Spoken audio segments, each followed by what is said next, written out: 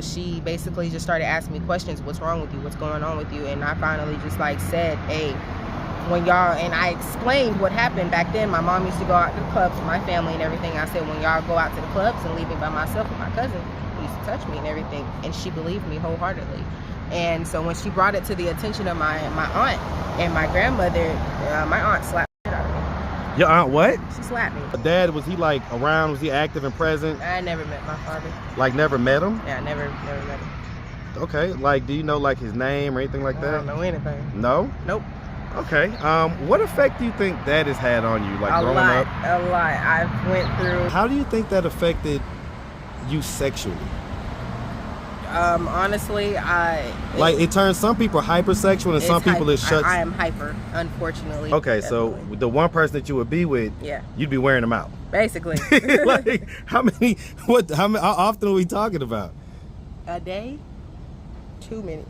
How many? Well, I'm gonna give you about 10. I'll say about 10. 10 times a day? That's how your desire? Yeah. What's up, YouTube? Back in the lab with KD for the summertime. And this time I got my hitters with. If you want to get this work, hit up at KD with the muscle on Instagram. Now back to the content. What's up, YouTube? Atlanta Street Interviews out here with another one. So we got a young lady with us today. How you doing today, miss? I'm good. How are you? I'm doing great. Thank you for asking. Nice sunny hot day it's gonna be. Oh my Lord. Yes, it is. All right, so so are you homeless? No. Okay, so what's your situation? Just currently transition. I just came back out here from Florida. I stayed in Florida for about 2 years, and decided to move back, but still kind of transitioning, getting jobs and stuff like that. Okay, what part of Florida? West Palm Beach. Man, shout out West Palm Beach, man. Yeah. Okay, so you went out there for 2 years. What was you doing out there? Just trying to work, still transitioning, looking for work, and it's a lot harder out there because not a lot of jobs. A lot of things, a lot of crisis happening, hurricanes. I've been in like 3 hurricanes down there, so I've lost everything at one point. So those hurricanes are for real, for real. Oh my Lord. Yeah, that's a big deal. Yeah. All right, so, okay, how old are you? 24. 24. And so do you have any kids? No. No? All right, and so 2 years ago, you left from here? Yes. Okay, and so what made you decide, like, you know what? Let me go try out Florida. My mom moved out there and she stayed in Florida for about 4 years, and I was out here by myself. So when she moved back, she was always in my business. So I was like, Mom, I gotta go. So how old were you when she initially dipped out? I sounds like you was right around 18? 18. Okay, 19, okay.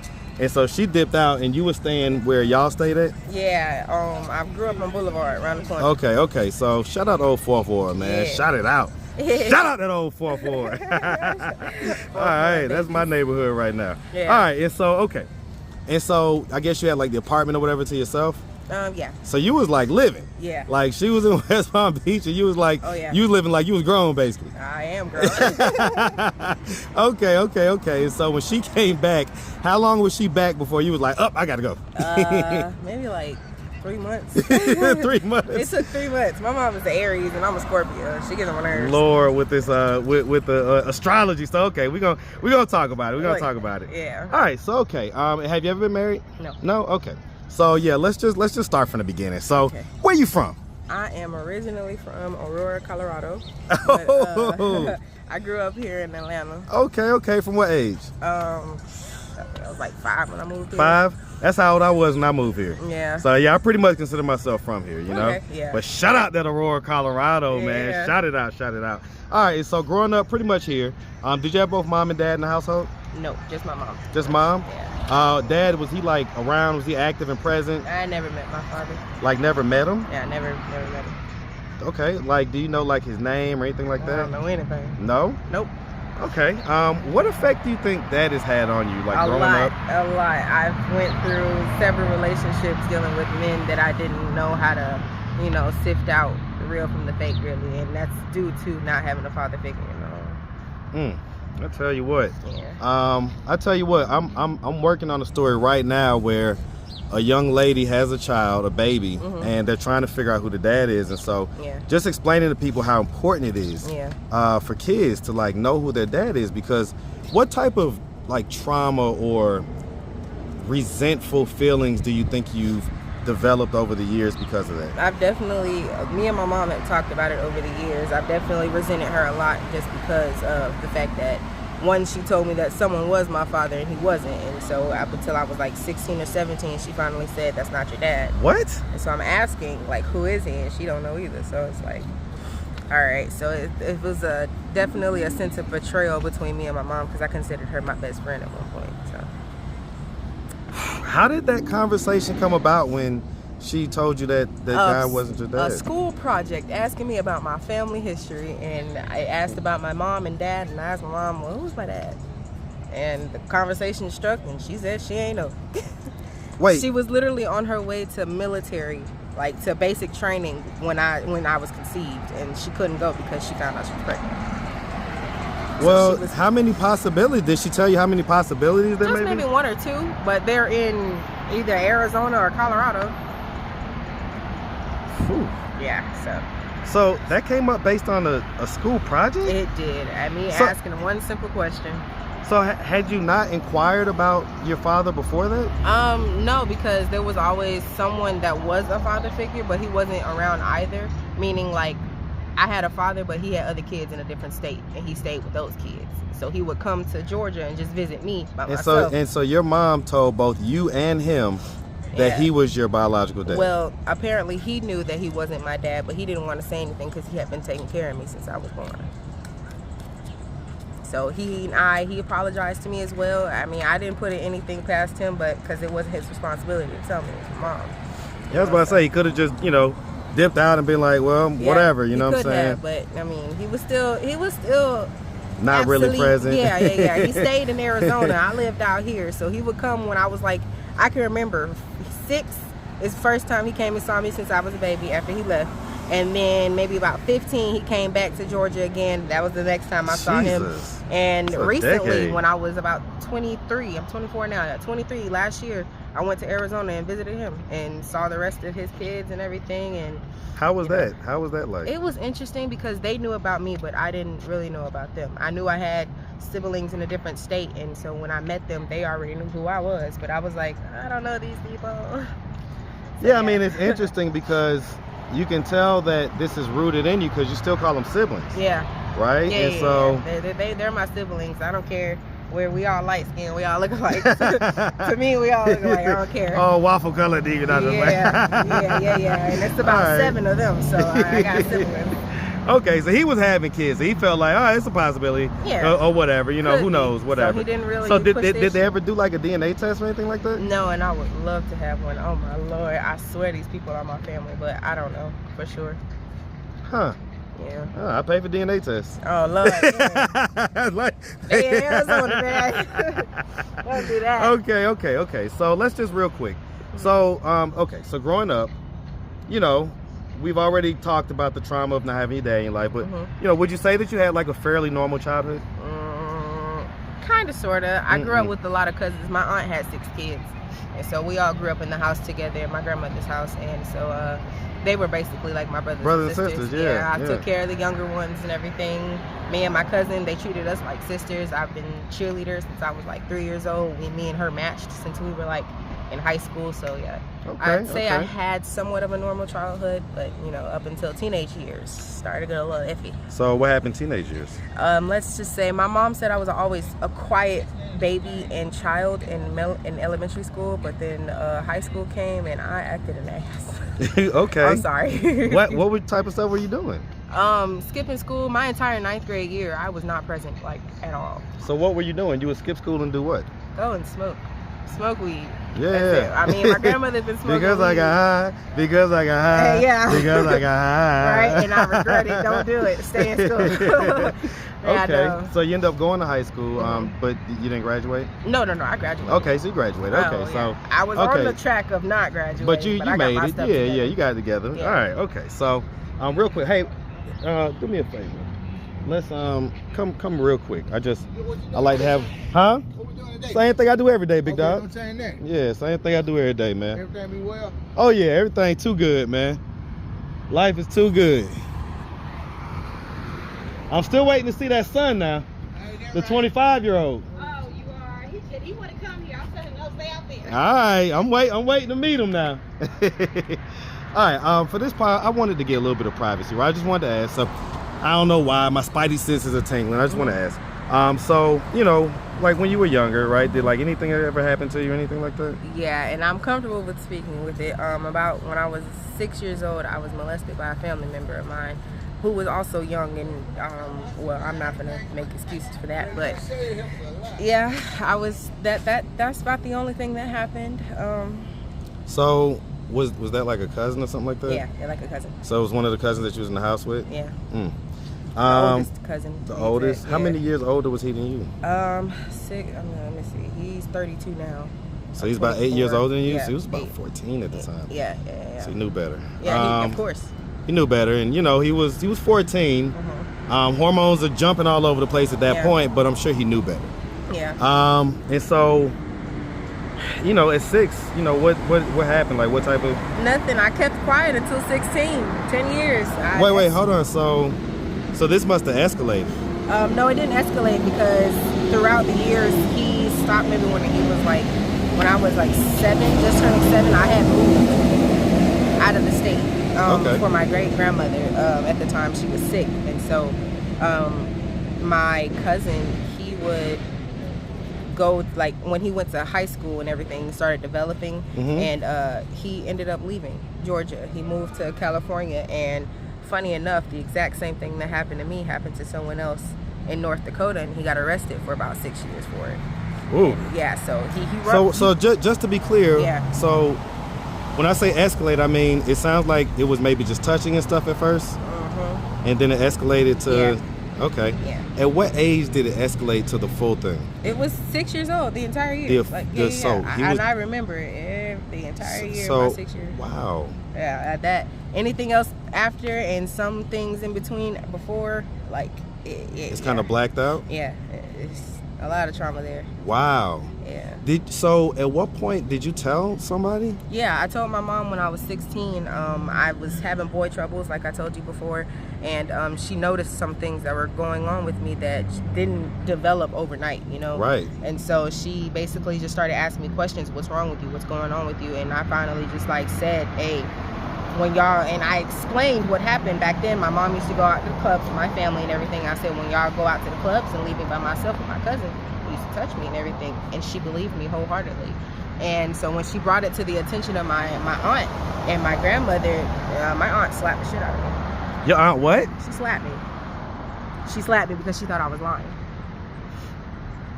Yep. So I only had my mom's back. Yeah. So hold on. Did they ever confront your cousin? No. What they said, bro? No, never. I confronted him maybe 2 years after that when I turned 18 and I was like an adult, and I was like, okay, I think I'm ready to talk about it. I confronted him and I didn't say too much. I just said, hey, I forgive you, because he was locked up already for the same stuff. I said, oh, God got that. So I was like, God don't play by his kids. He don't. He does He not. don't play by his kids. He does not. Oh wait. So hold on. So nobody in your family believed you even after he was locked up? They never spoke to me about it. Me and my family now, we're on weird terms, except for my mom. But yeah, it's ever since that came out, and I told them that happened, and then he got locked up for the same thing. It's been mute. Like my family, it seems like they're embarrassed to even say anything. Well, but it's not a conversation that they want to have. So well, and that's the problem, right? Is that we're not able to talk about the bullshit. Yeah. And so then it's doomed to repeat itself. Yeah. It's doomed to repeat itself in our culture because we want to sweep everything under the rug and look, you know, as good as we can be. You know, and that's just not the case. I mean, it sounds like that happened, and then almost very shortly thereafter, you got the info about your dad not being your dad. Yeah. So what a traumatizing year. Yeah. And you say he was doing this all the way up to 16, you said? Yeah. So, okay, so I'm going to ask, right? A couple of tougher questions, right? Sometimes the audience really skewers me when I try to dive into some of these, but I don't know. I'm curious, and I kind of want to understand how the thought processes get developed, right? After a while, was it like you had just kind of like resigned yourself to the fact that it was happening?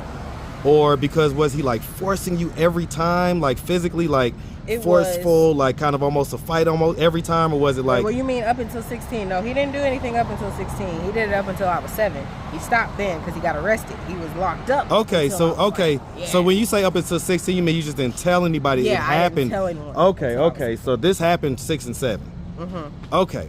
Yes. But even then, I still remember, you know, like he would be telling me to do stuff and I would be not understanding, but it's like I was taught to respect my elders and listen to older people. And he was older than me at the time and he was in charge. So I was just like, okay, well. And he was just having sex with you. And he was just doing what he wanted to do. Do you remember how you felt during that time? I felt disgusted. I felt like my purity was taken away. And my mom is a pastor, so I definitely understood a lot more than you would expect. But at the age of 6 and 7, yeah, I definitely felt like my purity was definitely snatched from me. What effect do you think that has had on you? I mean, we talked about your dad not being there. Yeah. What effect do you think that's had on you? That plays a part in the relationship role as well, and also the way that I perceive people as well. I always think that they're out to hurt me, you know, and most of the time that's not the case. Ooh. But you can see that I've definitely learned and progressed. I'm still learning. I still have some things I need to tweak about you're able myself. to talk about it, which means that it doesn't have the same power that it may have had over you had you not talked about it, had you kept it in and kept it secret and everything else. Yeah. Real quick, let's come over here and get you in the shade. It's starting to get a little hot. I can't see you. It's starting to get a little hot. I promise you I couldn't see you. Okay. Whew. Because I mean, that's like how do you think that affected you sexually? Honestly, it turns some people hypersexual and some people it shuts. I am hyper, unfortunately, and that's why I'm with the person that I'm with, because they're not. I'm with the opposite, so they can try to calm me down, because I wasn't always like this.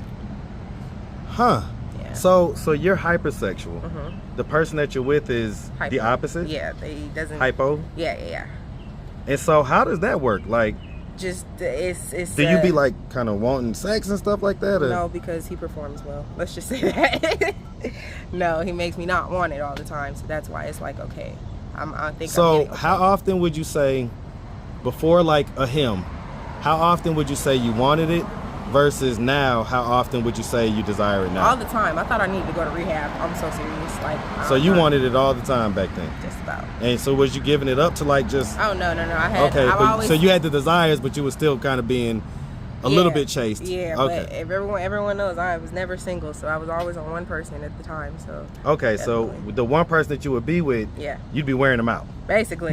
Like how often are we talking about? A day? Too many. How many? Well, I'm gonna give you about 10. I'll say about 10. 10 times a day? That's how your desire? Yeah, and sometimes I would have wanted you when I was in my 20s. I ain't gonna lie. When I was in my young 20s, because I had that type of libido back in my 20s, man. Yeah. You would have been the perfect girl for me, but it wouldn't have been, because I would have gotten any work done. I would have just been humping all day. So you was working. So what, you was humping and working? You trying to get me arrested. We're not gonna say that, all right? But no. Oh man. But it was super high back then. I can say. And that so, what would you say it is now? It's dialed down a lot. Well, dialed down from 10 is like what, 5? Like, what is dialed down? I'd say about like 4. 4 times a day? Yeah, just like 4. Listen, there's no judgment. I have time, because I'm gonna tell you something. Now. There's no judgment. Yeah. Okay, there's no judgment. Oh, I know that. And ultimately, I mean, hey, sex is great, right? Yeah. So who doesn't want to enjoy sex? As long as it's with the right person, because those are soul ties, and we don't want them on everybody. I tell you what, listen, you're 100% right about that. Yeah. Okay, you're 100% right about that. Okay. And so I'm assuming, just for logistical purposes, but I'm assuming that you're orgasming during the okay, because I know a lot of women, you know, that don't orgasm during sex and stuff like that. And that's probably why I did it a lot back then, because they didn't know what they was doing. I wasn't getting that full climax. Like, so you wasn't getting that. Okay, you wasn't getting that nut. No, Okay. No, okay, so that's probably why you're able to be a little bit less now. Yeah. Okay. Definitely. And so that's my guy that you're with, the guy that I met. Okay. How long y'all been together? We haven't been together that long, but we definitely are in it for the long. Did y'all meet each other like out here in the situation? Or? Yeah, basically. So we fixing each other as we go, and that's something he's told me himself. He wants to build with me, and I'm down for it. I'm ready to build because it's not hard. I went from having my own spot, own car, to not having anything at all. So I definitely know what it's like to hit rock bottom. You can't go lower than that. So. Well, and I'll say this, right? It's probably a little bit difficult because it sounds like you were kind of gifted that adulthood, you know, like, because it's tough out here. Oh yeah. Especially living in that neighborhood. Now you got rent control stuff like that over there, but you also got some high dollar stuff over there. My family have a house. I've been staying in a house. That's why I know about investing and doing what I need to do in order. Okay, so that's why you say you're not homeless right now, because you're basically with your family. Yeah. You're in the house, the family house. I'm basically homeless because my name is not on a lease. On a lease, correct. But I have a home. I got you. You ain't sleeping in the streets. Nah, hell no. Okay. Yeah. All right, so listen, what are we doing at this point to try to get ourselves, into stability and full adulting and all that stuff? Well, I have a great support system. He definitely is on his business to get his things. How old is he, by the way? 25. Okay, you guys are right around the same age. Yeah. Okay. But he's a year older. Well, not a year. He's a few months older than me. But I definitely been looking for jobs and just searching for something that suits me, because I've been to TJ Maxx, I've been a manager, I've been able to hold a building down by myself, but that's not something that I really desired to do, so it wasn't something that I continued doing. I'm known for leaving a job. Just you young people, boy, y'all kill me. But I'm gonna give you some big unk advice right now, okay? I'm gonna give you some big unk advice, all right? You probably ain't gonna listen, but I'm gonna give it anyway, okay? What is it? In your 20s, you are not meant to do what you want to do. That is not, if you would be so spoiled to have life go just the way that you want, and you just do what you want to do in your 20s. Now, you can try different things. That's what the 20s are for. Yeah. Is to try different things, throw this up against the wall, see if it sticks. Listen, I ain't mad at that. But at the same time that you're trying different things, you have to hold, stick to one thing. Well, you have to hold down something. Yeah. So you have to hold down something that is going to definitely earn you some money, get you a check or whatever, pay your bills, whatever it is. You got to hold that down, and then with your extra time, instead of having sex that third and fourth time for the day, you should go and do your hustle or whatever it is that you feel like is your thing, right? No, I'm just messing with you, by the way. I'm very responsible with my sexual time. I only do that when I'm just messing with you, and the people know that I like to talk about sex, so that's all it is, right? The people know that. The people know that. That's that song you're just popping in my head. Yeah, I get you though. No, but yeah, so I'm just gonna encourage you, like, definitely, do what you're doing, right? And definitely search for something that is you, that you feel like is your lane and everything else. Yeah. But I tell you, I didn't find my lane until I was almost 40 years old. Yeah, I believe it. And so on that path, there are different jobs, different things that you're gonna have, that you're gonna need in order to develop into that person that is gonna have that thing whenever you get it.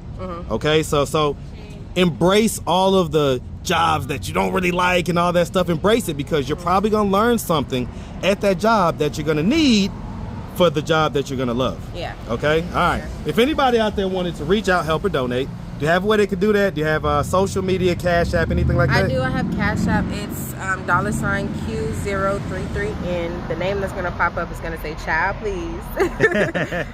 Q033. Okay. 33N. 33N. It's my name, but this number's in the middle. Okay, so Q033N. Okay, so not QO. No. Okay, Q033N. Okay, gotcha. And then my Instagram is just, it's Queen, SHHHHH period ITZ period QU period EEN. All right, we love it. We love it. Listen, we really appreciate you. Thank and you. we definitely wish you nothing but the best out here, okay? Thank you. I appreciate it. Make sure you have a good one, sweetie. You too. All right.